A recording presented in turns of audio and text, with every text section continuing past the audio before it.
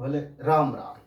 મારા એક વાઘેલા વંશની મેળીને તમામ ભાવિ ભક્તોને મારા ખૂબ રામ કહેવાશે દીકરા. તમારા કુળના દીવાને ખૂબ જાજા રામ છે દીકરા.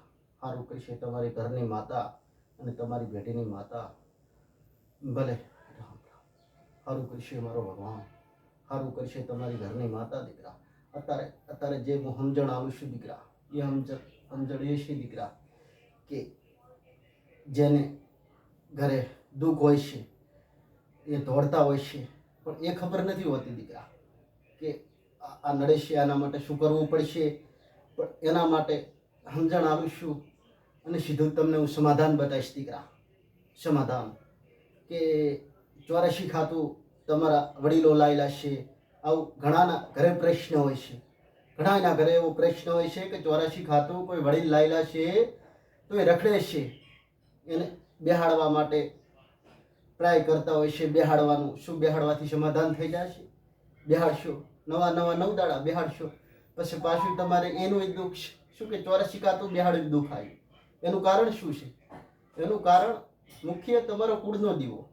જેમ કે જ્યારે તમારા વડવાઓ, તમારા વડીલ જ્યારે એ 84 ખાતું પૂજવા માટે લાયેલા હોય તો એ તમારી ઘરની માતાને પૂછ્યું ના હોય. પૂછ્યું ના એટલે એના વિરોધ કહેવાય દીકરા. એના વિરોધ કહેવાય, એના વિરોધ કહેવાય દીકરા. એના વિરોધ કહેવાય એટલે એનો પ્રશ્ન દીકરા એ જ થયો કે તમે એના ગુનેગાર બન્યા, અને ગુનેગાર તો તમારા વડવાઓ લાયા એટલે એ ગુનેગાર બન્યા જ, અને ઉપરથી તમે ગુનેગાર બનો છો દીકરા. જેમ એનું સમાધાન તમે કરતા જ નહીં. તમારો કુળનો દીવો 84 ખાતું લાવવાથી રિહાયો છે, તેનું પેલું સમાધાન કરવું પડે દીકરા તમારે, પછી 84 ખાતા કન જવાય તમારે.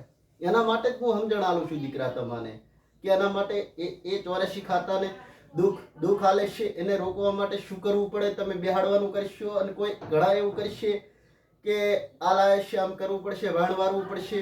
ઘણા એવા હોય છે વડાવતા હોય છે, ઘણા એવા લોકો હોય છે બેહાડતા હોય છે દીકરા.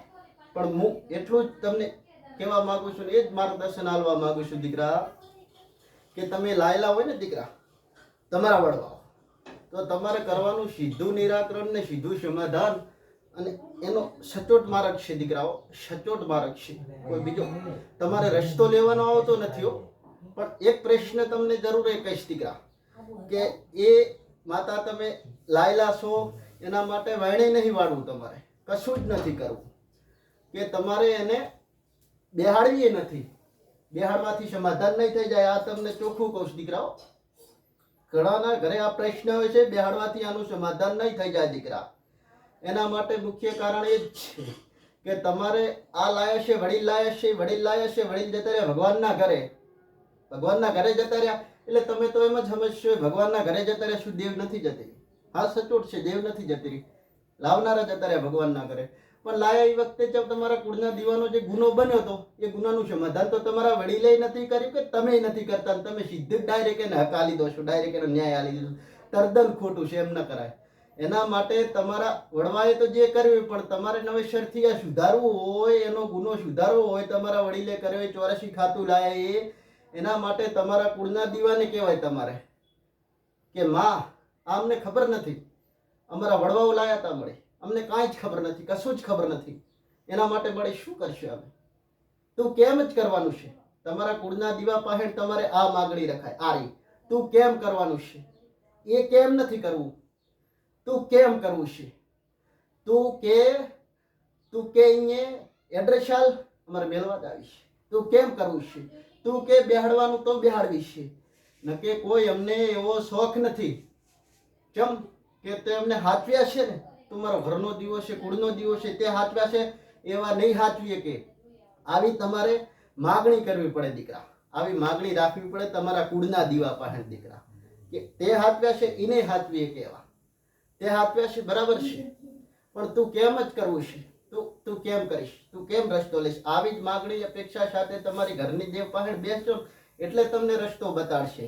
કોઈ બેહાડવાથી એનું સમાધાન ના થઈ જાય. તમારે તો ચોખ્ખું જ કહેવાનું હોય એ દેવને કે તને ઓળખતા નથી, આ તું જાગૃત થઈ છે. કોઈ વ્યક્તિ પાસે અમે જોરાવા ગયા હતા, એમને મને કીધું છે વડીલની માતા રખડે છે, અમને ખબર નથી. પણ શું બેહાડવાથી સમાધાન થઈ જશે? નહીં થાય. એટલે જ મુખ્ય કારણ આ છે કે તમારા કુળના દીવાના પગ પકડીને એનું સમાધાન તમે જાતે જ કાઢી શકો છો. એ દેવ નડે છે તો ભલે નડતું હોય, તમારે મુખ્ય કારણ બચવા માટે દેવ દુઃખથી તમારા કુળના દીવાને રાજી કરવો પડે. તમારા જે વડીલે ગુનો કર્યો છે એના માટે તમારે જ કહેવાય કે મારી જે વડીલ લાવી ભગવાનના ઘરે જતો રહ્યો, પણ આ દેવ છે શું, તું શું કહેવા માંગે છે? તું કહેતો જ બેહાડવી છે, નકે બેહાડવી નથી, તું કેમ જ કરવાનું છે. આજ માગણી રાખવાની, ભલે મારી નાખે, ભલે મને મારી નાખે, પણ તું બેઠી છે ત્યાં સુધી અમને નહીં મારે. એવો અમારા કુળના દીવા ઉપર અમને વિશ્વાસ છે. આવો વિશ્વાસ તમારે રાખવો જોઈએ તમારા કુળના દીવા પ્રત્યે. પછી જ તમે 84 ખાતાનું જે કરવું હોય તમારી કુળની દેવીને પૂછીને 84 ખાતામાં હાથ નાખજો. અને નાખતા નહીં ને વેઢી વેરી જાય દીકરાઓ, વેઢી તમારી નહીં રહે. તમારી વેઢી હાચવી હોય ને તો તમારા કુળના દીવાના પગ પકડજો. આવા કોઈ શોખ ના રાખતા 84 ખાતાના દીકરાઓ, એને પહેલા રાજી કરજો, એના ગુનાનું સમાધાન કરજો. પછી જ તમને આનું માર્ગદર્શન તમારી ઘરની માતા આલશે. બેહાડવાનું કહેશે ને તો એ રાજી થઈને બેહાડવાનું કહેશે તમને. અને એમ પણ કહેશે કે આ તમારો જે ગુનો વડીલે કર્યો છે ને એ ગુનાનું સમાધાન તમને બતાડશે કે આ મારું મન પૂછ્યા વગર લાવ્યો હતો, તો પૂછ્યા વગર લાવ્યો તો શું કરવું એ તમને કહેશે. તમારે એમ કરવું પડશે દીકરા, 100%. કોઈ દિવસ નહીં નડે. તમારી ઘરની માતા રાજી થઈ ગઈ ને મલકનું 84 ખાતું રખડતું હશે, નહીં નડવા આવે. તમારી ઘરની દેવ રસ્તો કરાવશે, કોઈ નહીં કરાવે. કોઈ મારા કહેવાથી હું એમ કહું છું આ નડે છે બેહાડી દો ના. તમારી ઘરની કુળની દેવી, તમારી કુળની દેવીના પગ પકડો તમે, બસ આ જ છે હો દીકરા. કોઈ 84 ખાતામાં ના પડતા, ડાયરેક્ટ તમારી ઘરની માતા કને આની સલાહ લેજો. જે મેં કીધું ને દીકરા, ભલે રામ રામ.